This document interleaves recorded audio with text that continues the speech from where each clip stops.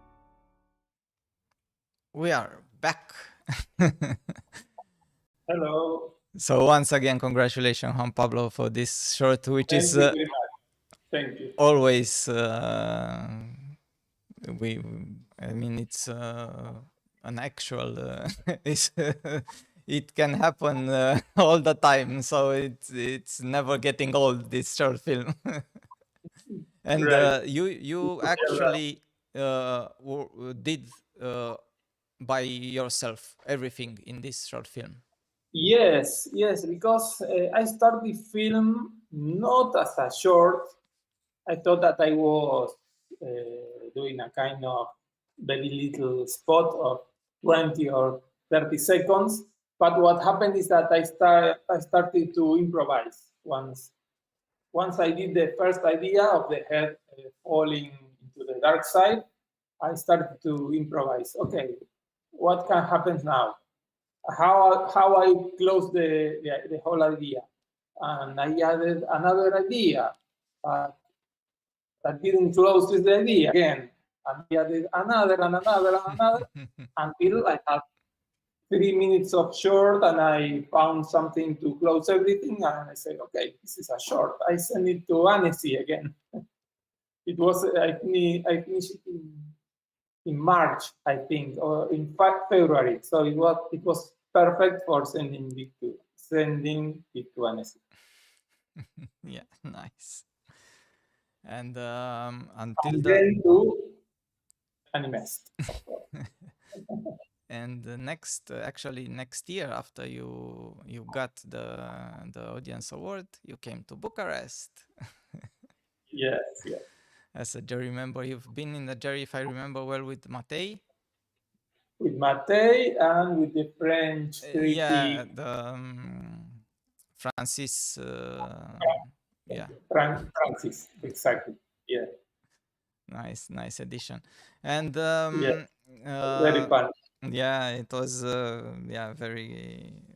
It was also, I remember quite well. It was a very beautiful weather, even if it. Yes, we had a very beautiful weather, and I also remember something that really surprised me about the festival, that it was the huge audience that you had. It was our golden Really age. want to, sorry? There were our golden age of the festival, because we have the big venues, if you remember well. Yes, I remember that. Yeah. Uh, it wasn't usual to have a so big audience in a very new festival like yours. Yeah, for us it was also. Wow, this is amazing. Very funny, very nice communication between audiences and guests and everything. These things that makes a festival work well. Yeah, it's true. Unfortunately, as I was telling you, the all those the two venues on the boulevard that you know it, they're nowadays they are closed. Yeah. I mean, nowadays they are closed for a couple of years, for I don't know, maybe 6, 7 What a years. pity. Yeah, it's pity the location still exists, but they are like in ruin, kind of. So, but hopefully, I don't know. Maybe it was me, Yeah. also. No, it was long You have time to get after me your again visit. to fix it. So Juan Pablo, now I have here. They say, no, not again, not again. It's fine. A festival like this with this kind of guests, nah. So we have this small I don't know how, not really quiz, but there are very quick questions, and you have Okay. to do quick answers. Okay. They are like randomly, so of course nowadays we adapt it related with Argentina, but yeah. So I will start to. It's or. What do you like most? Yeah, I will Okay. start. So what do you like most? Mate or wine? Mate. I love wine. It was difficult to answer, but I really need mate in 2 moments of the day, in the morning and in the afternoon. Piazzolla or Gardel? Plastic mate. I prefer the wood mate or this is wood. Something more organic, not plastic. But the other mate is in bad condition now. Yeah. So, plastic mate. So the second quick one, Piazzolla or Gardel? Piazzolla or Gardel? Nowadays, Piazzolla. Cool. I love Gardel too. Mountain or sea? Mountain or sea? Mountain. Mountain. River Plate or Boca Juniors? I hate sand. I love the sea, but I hate sand. Another one, River Plate or Boca Juniors? River Plate or Boca Juniors?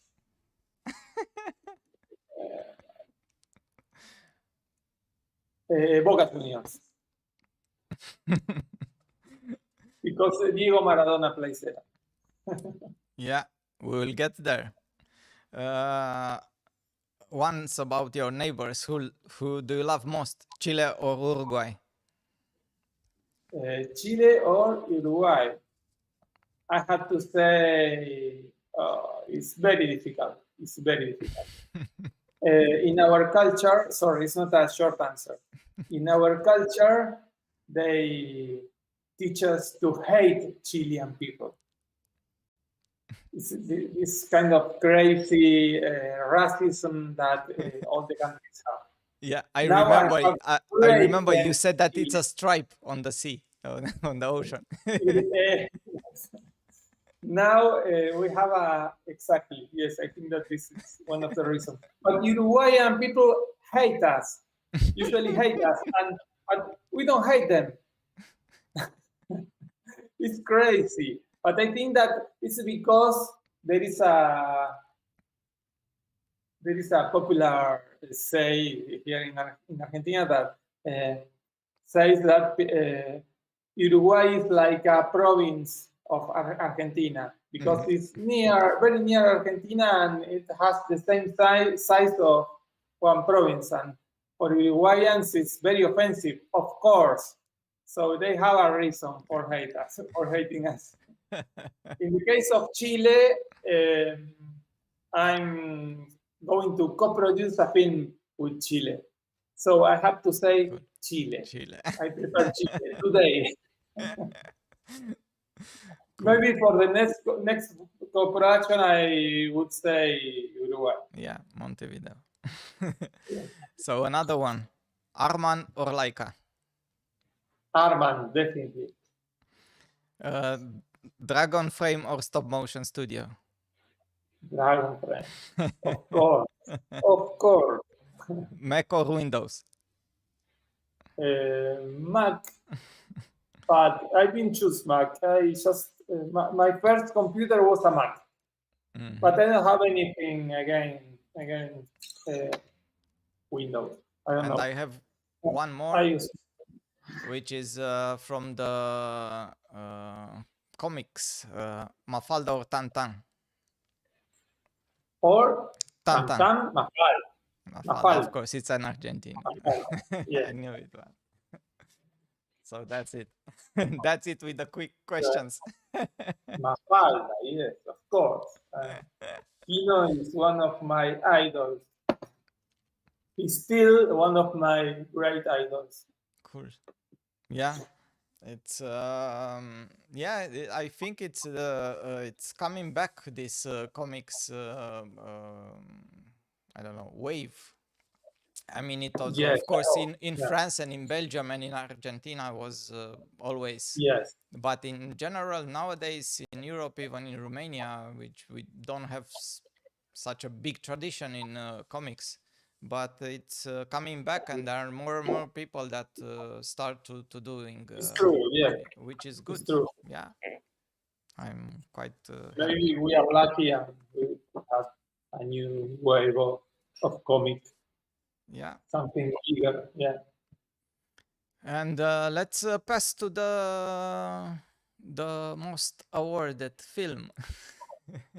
Okay, Luminaries. Yeah, probably it's a question that all the people asked you, and but I don't know if you want to not enter in details, but of course it's the idea is brilliant, and so how did you came up with the idea of Luminaries? Oh, well, it was a very slow process because I first starting thinking on doing a film based on the music that it's called Lluvia de Estrellas. It's a tango music.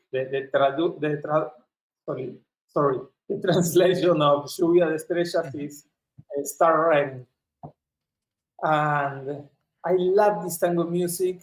In my home, my parents, my grandmother usually listen to this music, and I always think about the possibility of doing something with this music, because I felt that in the melodies, in the construction of the music, there was something very similar to the development of a story. And I wanted to find this story and to do a story for this music, something like what Norman McLaren did with his films, with some of his films, or well, Walt Disney Fantasia is that, and many other animation artists and directors, cinema directors.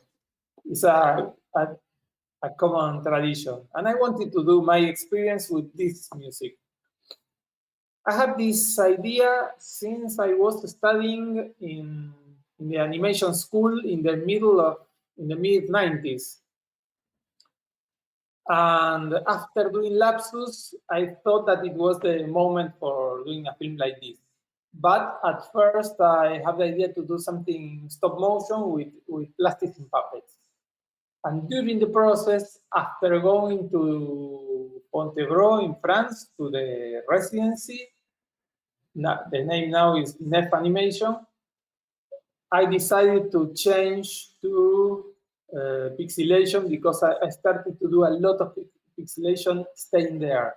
Not connected with the project, but as part of an extra experiment. So in a certain moment, I decided to change the story and to base the final story in all this collection of experiments and tests that I did there. This is how the story appeared. And then once back in Buenos Aires, I called Gustavo Cornillon, the actor of the film, that had worked before with me in Lapsus, in the film Lapsus, and I told him, I want to do a new film in pixelation. I want you to be part of the film, and let's write something based on this series of ideas that I have. It's how we started with the film. Nice. So And yeah, that's and like more than 10 years, the whole process in some way, because I have this idea, and from time to time it came back to me. haunted What you. I did is what I was going to do with the film.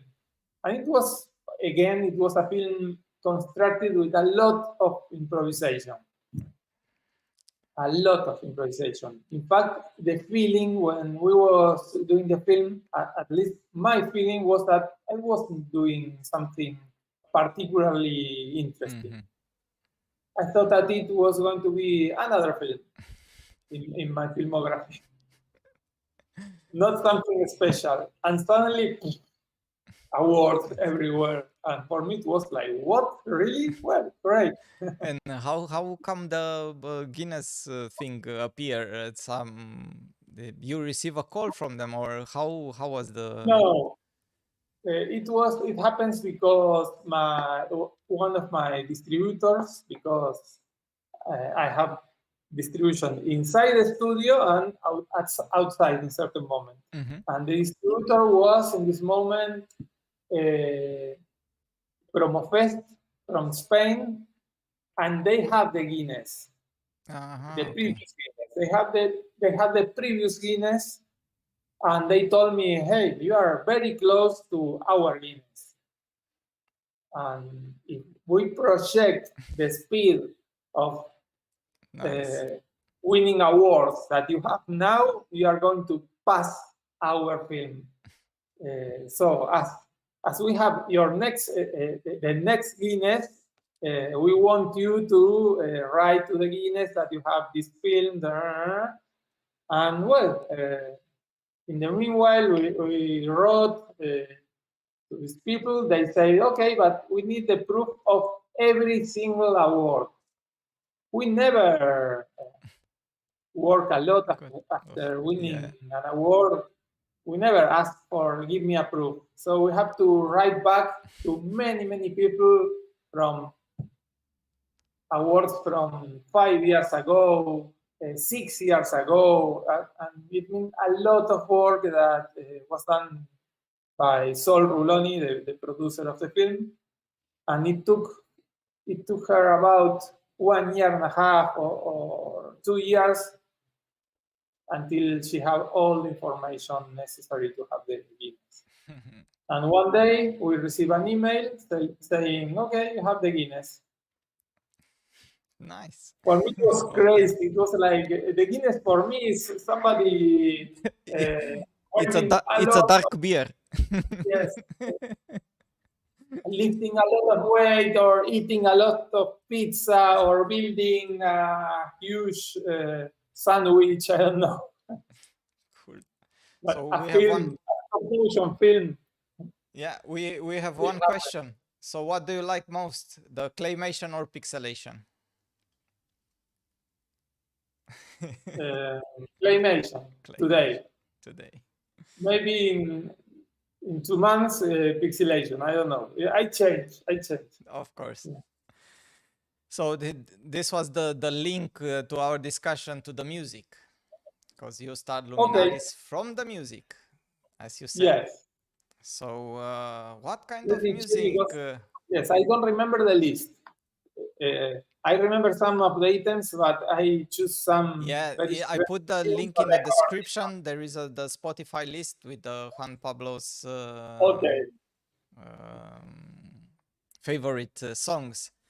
But in general, it's not exactly favorite songs. Sorry, it's most related, of course, that I choose what I think today that it means a lot for me, and in some cases, things that influence me a lot in some way. Wait. Let me open my list, or ask me. Yeah, I was asking you, how did you, for example, did you start, what kind of music I don't know, did you listen in the high school, like rock music? Yes, for example, Led Zeppelin, Kashmir. I always loved this song. Something that I love when I loved Led Zeppelin from these groups, the rock groups from the 70s. It's crazy, but I used to listen 70 music from 1 decade before my adolescence. So I was, of course, discriminated in the school. They say, "Hey, we love you too," or the Police. I love the Police also, but not the other bands of this moment. Yeah. I was not connected with the 80s. And very connected with the 60s and the 70s. Yeah. So you were like in a flower power. It's why I put Kashmir. Nice. Yeah.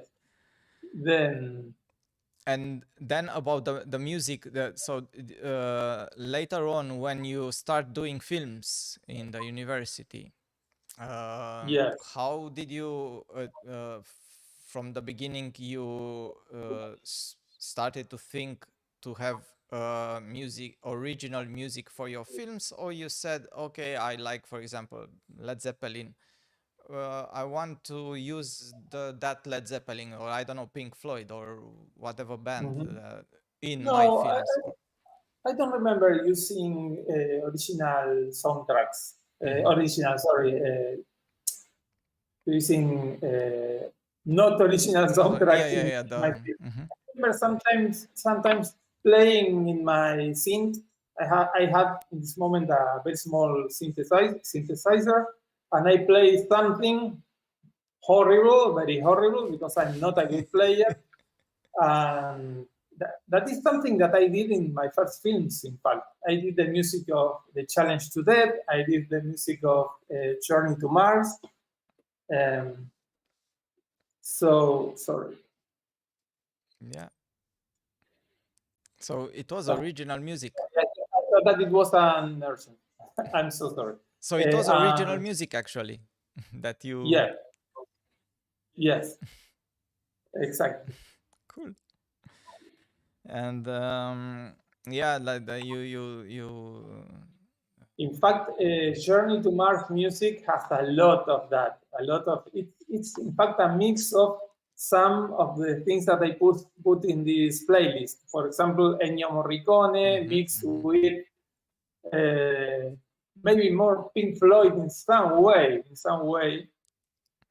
and the special thing, space, all this space music is very based on, for example, there is here Gallese from the series Cosmos. Yeah. I love the series Cosmos. Carl Sagan Cosmos was like, wow, I was very passionate about that. I saw the whole episodes many times. I bought the book.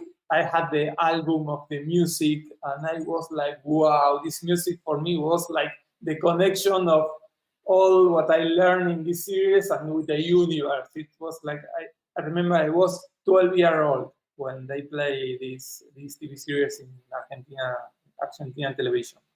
So for me, it was like something magic, like the connection of the mysteries of the universe. And in some way, I connected with Journey to Mars in a very particular way. It's like the connection with everything with a very small context. The context of a countryside family and the passion of a little kid with that. It's in fact a connection with my childhood in some way. And do you like, of course, at home you can listen, like relax on your couch, the music, but do you like to go to live concerts where the madness, it's... Yes. I never listen things like this at home. For example, I never put okay. the music from Cosmos. Okay, for me, it's just to remember that. It's not the kind of music that I listen. What I'm listening today, I discovered this band that is the track number 1, that is King Lizard and the Lizard Wizard. That is a band that is doing music. It's an Australian band. That is doing music with microtonal instruments, like the Orient music, like Arabian music or Indian music. And it's amazing the mix that they did with this kind of influences and rock, because it's still rock, it's still in some way, considering the experiment of mixing microtonal music, it's still popular music. And I love what they did with that. I discovered this band 3 weeks ago. Oh, nice. So it's something that I'm listening right now. I will check Maybe it out. once I leave this band, I don't know.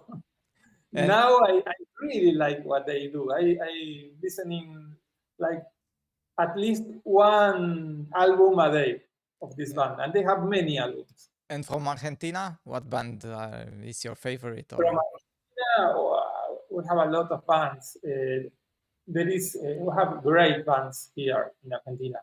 maybe the bigger Latin American band is called Soda Stereo.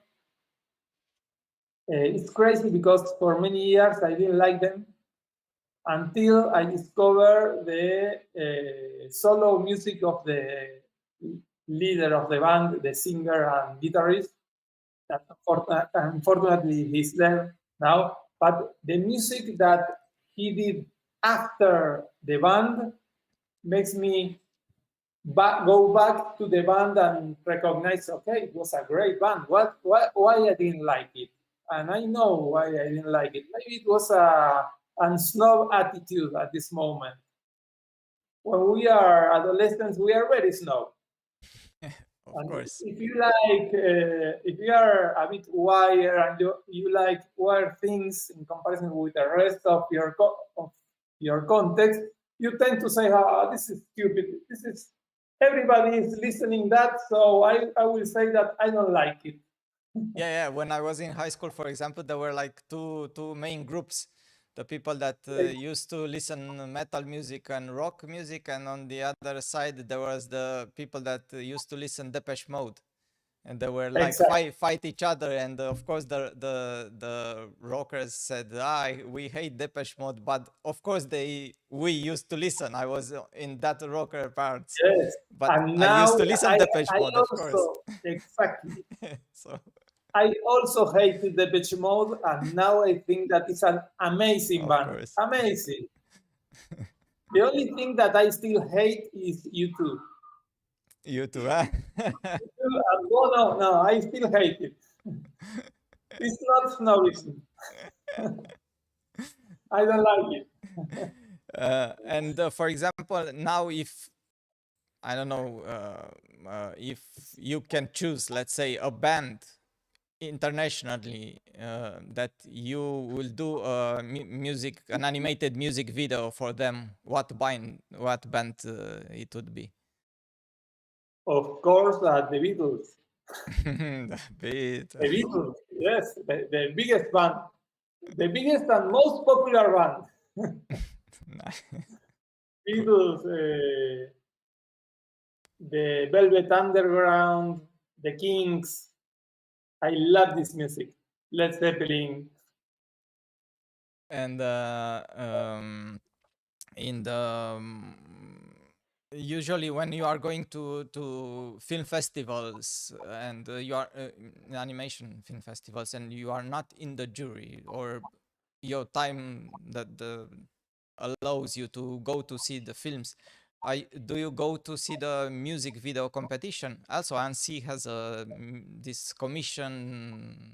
Yeah. Yes, sometimes it could happen. It could happen, but I'm not particularly passionate about videos. Video clips. It's not a format that I especially like it, but I remember, of course, when it appeared some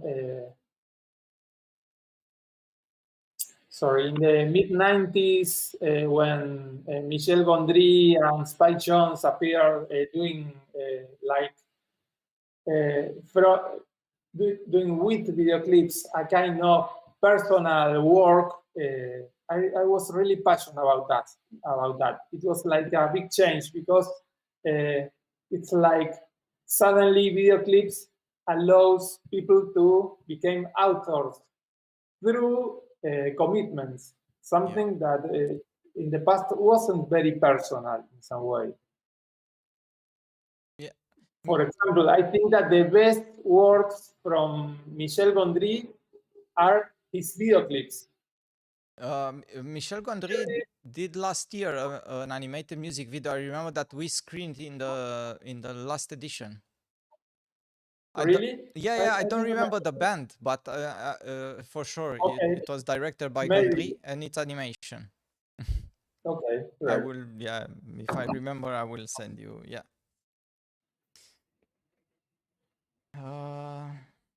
Let's because we were talking about film festivals.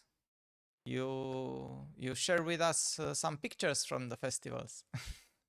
Okay, yes. I share or you share?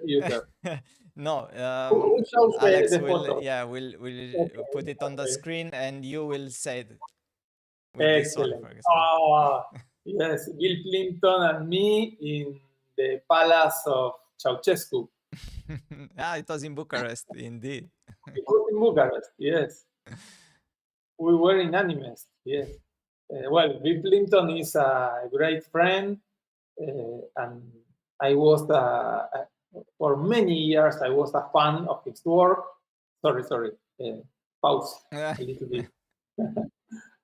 And for me, it's always a great thing to meet Bill Clinton everywhere. Yeah, he's quite a He's a great character friend. and very nice guy. Yeah, indeed.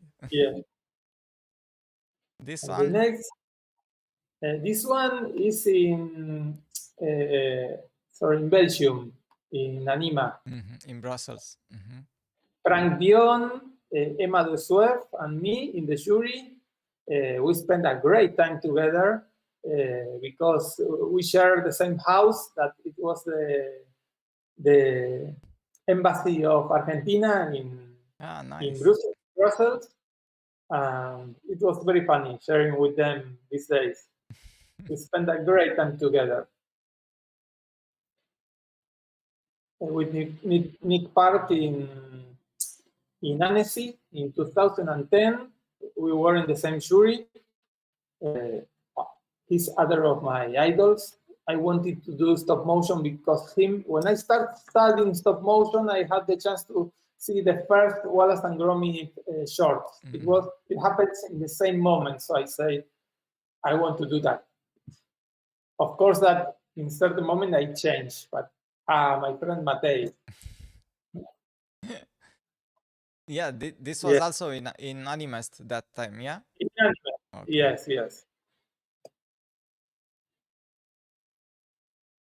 It happens again in Annecy. I put photos with people that I consider a big influence for me, of course. So here Matt you were with? We are here with Matt Groening in Annecy. I was a jury member this year again, so we spent a lot of time. He was not part of the jury, but we share the same parties, the same dinners and events. So this was, the next one. Here with the guy that we just talked about. Yes, I found it in Sundance in 2007, 2008. Sorry, it was 2008. Yeah. Oh, my friend Matei. Diego Armando. So Michel Gondry, and the next one? Yeah. Look at here. Maradu, yeah. That Maradona. Maradona. For me, football is Maradona. So this is the best thing you could do for becoming my friend. Receiving me with Maradona t-shirt was like, here we are. Yeah, it's yeah, this was in Trebon, in Anifilm, I think. It was in Trebon. Yes, we are here with with Stefano Bier, I think. Yeah. Stefano Bier. Is one of the directors of Panico Village.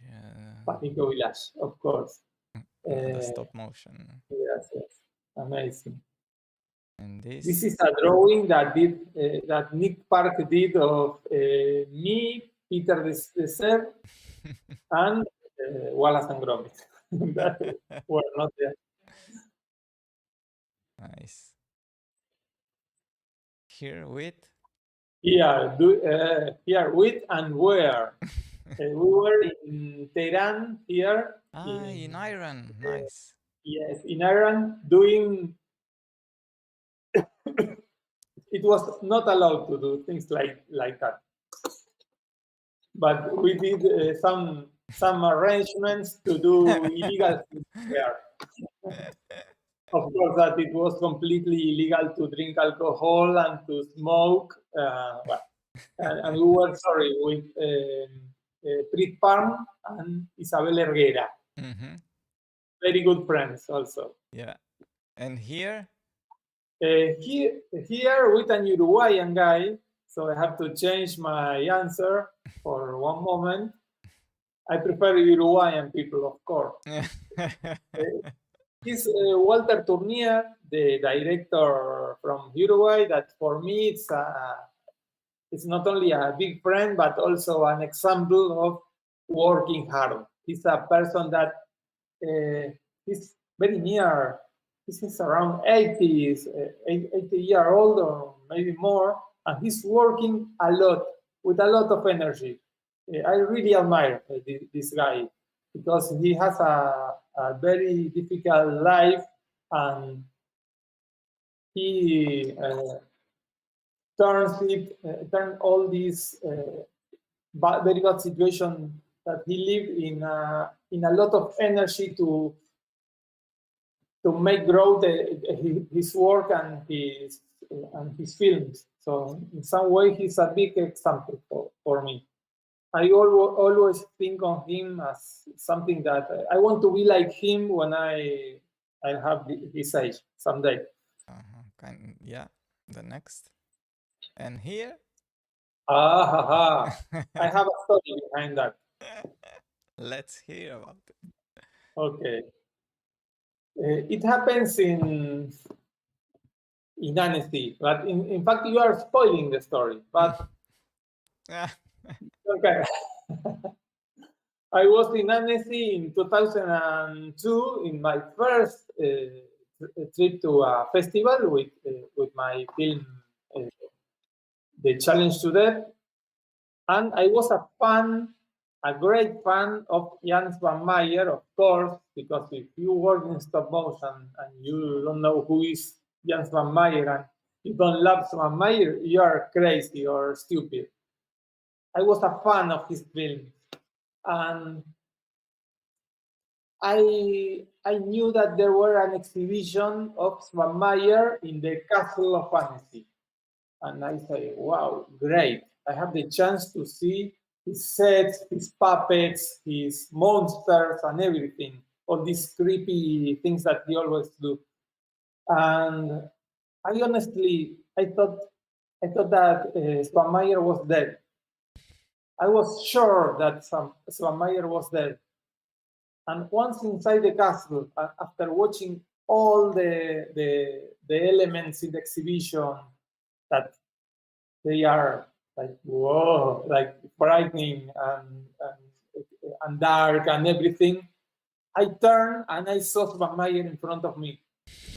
And it was like, first I saw this is a kind of Madame Tussauds figure of Svanmeier, but he was moving and it was, no, I can't believe that. What's this? I don't remember if I asked somebody else because Svanmeier didn't speak English at all. And in fact, I didn't want to talk with him. Maybe his brother, his cousin, I don't know, something. Somebody told me, yes, he's alive. Come on, he's Svanmeier. He's right here. Take a photo with him. And if you look my face, I'm like smiling, but still like. It's not your smile. To die. Yes. So this is my photo with the phantom of Svanmeier. That we have to say that he's still alive. Yeah. Maybe he will survive all of us. Well, he's the next generation of I don't know droids or whatever. And now let's pass to our final point. Okay. To the the death of Maradona, who unfortunately passed away it was November. Last year. So how was it in Argentina? I know. I mean, how was everybody was looking at the TV? It was terrible, and I remember two moments in my life in which I felt the country like if the country was paused, like paused. Yeah. Stop. Yeah. Stop. Like if everything stopped and the feeling was like the country was dead and the spirit of the people was dead. These two moments were related with Diego Maradona. The first one was when they took him out from the World Cup in the 90s in USA. Yeah. It was terrible. And the second was last year with what he said. It was like you could have you could have the chance to see it in the face of all the people that you crossed along the streets. It was like the feeling was like if a parent of you or a familiar, a member of your family dead. It was a feeling. It really was a feeling. Most of people, I remember me like crying for him, like, why he died? It's not fair. First of all, he was a young people. He was not in good conditions, of course, but nobody expected that. And what I have to say about him is that, well, I don't like football. I usually don't like football. I never see football. And for me, Maradona was the connection with football because he was much more than a sport. The feeling of watching a match with Diego Maradona was like watching life concentrating in a person, the drama of life. It was much more of that. It was like the connection between dramatism and real life. Dramatism in terms of like theater, cinema, or that in connection with real life. He had the chance of move feelings in people. I remember when he entered in World Cups, when he entered to the stadium, it was like, yes, we are safe. It was a feeling of this. And it was, of course, sustained also with his ability as a player. And in the other hand, he was not a very skilled player, the most skilled player. He's also a political person, a person with a lot of political charge on his life. He was very active. And in many ways, he represents something that didn't have representation here in Latin America. That is the guy that was also a part of the society, suddenly becoming a hero and becoming somebody that did something without the help of the power and without having to respond to this power. And it's a big meaning here in Latin America. So it's why the honor means a lot here. Of course, that there is a lot of people that hate him, and they hates him with passion also. So he's like a factory of passion in some way, in favor or against him. It's true. Yeah, it's true. But it was beyond football. It was a state of mind. It was everything else. So it's not. It was a phenomenon. Also here in Europe, not only in Italy. And I remember when I was a child, everybody was in the neighborhood. It was this guy. He was playing very good football, and he was the Maradona of the neighborhood.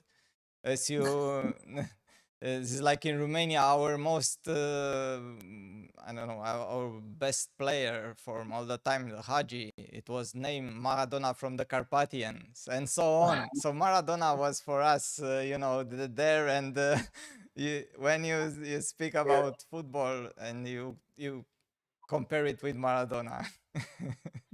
Of course. Well, great to hear that. Yeah. Yeah, and But also for you me, did sorry, yeah, I no, enjoy in the same way I enjoy watching him playing football and answering an interview. In an interview, it was a extremely interesting person, a public person with great ideas. It's crazy because a lot of people say, he's an idiot. He's okay. Well, all these things that they say of him, but I know how many of his phrases transcended the Spanish language, but he's a creator of great phrases. I think that they have to edit a book with his sentences because he's amazing sentences along his history. it's true. And He's like a kind of poet, a person that in a very fast way he answers in a very smart and amazing way and precise way, in the right way. yeah, and let's Much more, yeah, let's see the homage that you did for him after okay. his death. Yeah. Yeah. So Alex. Un argentino lo que elegí fue la pelota que la neutral, ahí que la Casa Rosada a nada, 200 millones en premios. Para distribuir las vacunas, 747 cargo, va a ser la operación logística. ¿Con qué digo te quedas? Quiero ahora actualizar, tuiteó per sempre, guión infinito y un día. Quería recordar, había apenas cumplido 60 años. A su genialidad y pasión en el campo. Otro grande. Muy jocosa, algunas muy anticipadas. Sí. En ninguno de los dos casos uno puede defender.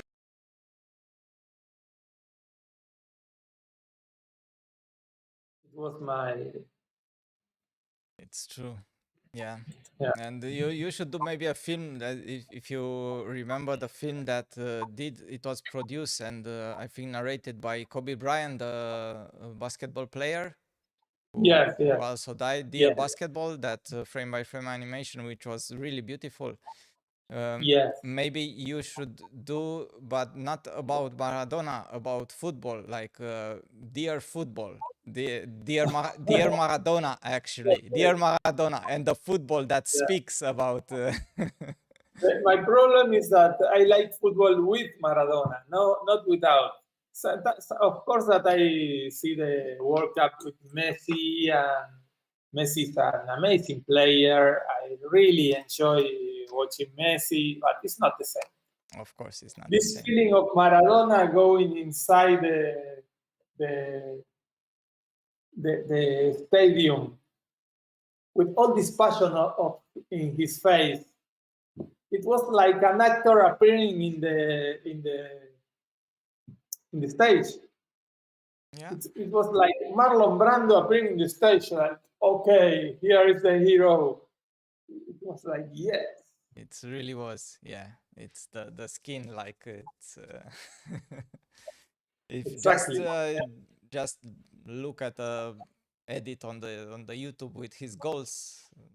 That's Yeah, it's something amazing. amazing. So And I'm lucky because I saw him when I was a kid. Well, I saw him, of course. I have the chance to see in real time in this moment the Mexico World Cup.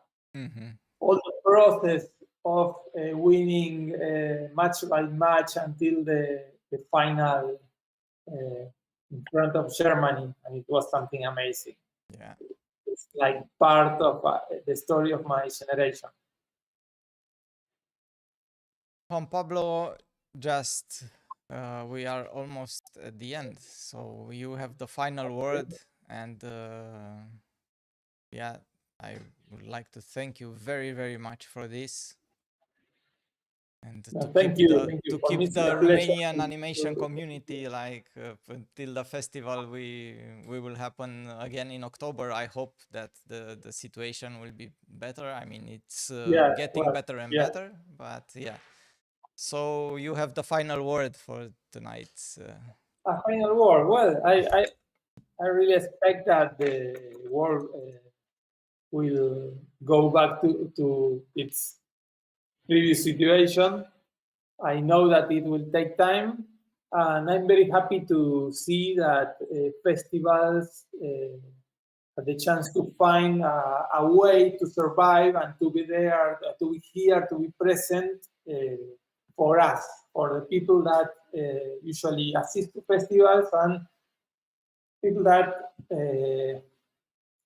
have festivals as a way of communication with what's happening in the universe of animation. And not only what happens on TV or in Netflix and the platforms, but something especially curated with passion in the name of the artistic animation. So thank you very much for doing things like this. And for me, it's a pleasure to be here.